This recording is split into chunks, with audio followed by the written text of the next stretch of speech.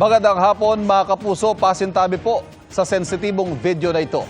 Isang babaeng angkas sa motorsiklo ang dead on the spot sa disgrasya sa Laguna. Umailalim siya sa dump truck at nagulungan.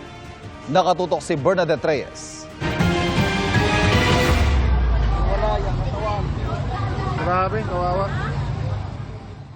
Hati ang katawan ng datna ng mga otoridad ang isang babae sa Biñan, Laguna matapos magulungan ng dump truck umaga kahapon. Guys, may nasagasaan dito. Babae raw, turog-turog.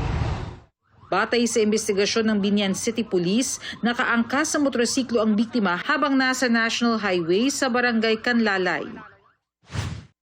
Pero nang biglang huminto ang sinusundang jeep sa unahan, nawala ng kontrol ang motorsiklo. Sumemplang ito at humandusay ang mga sakay nito. Ligtas ang rider pero ang angkas niya pumailalim sa isang parating na dump truck. Rumesponde ang rescue team at mga otoridad sa insidente at dinala sa punerarya ang labi ng biktima. Tumakas ang nakasagasang driver at iniwan ang kanyang truck. Hinahanap na siya ng pulisya. Para sa GMA Integrated News, Bernadette Reyes, nakatutok 24 oras.